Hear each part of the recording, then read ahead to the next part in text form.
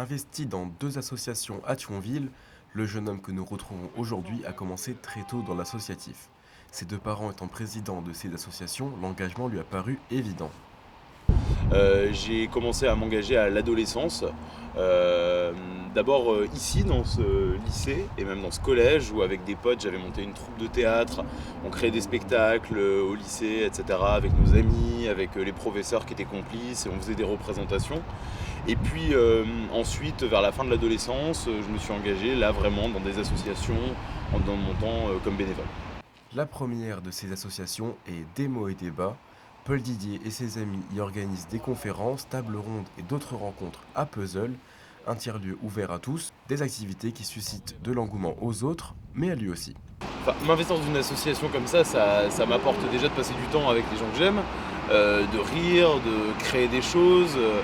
Intellectuellement, ça m'apporte aussi beaucoup parce qu'on rencontre des auteurs, des artistes, des créateurs, des intellectuels, des politiques. Et puis, plus largement, je pense que c'est extrêmement intéressant que chacun donne du temps gratuitement pour apporter quelque chose, en l'occurrence la ville qui m'a vu grandir, mais même à un territoire en général.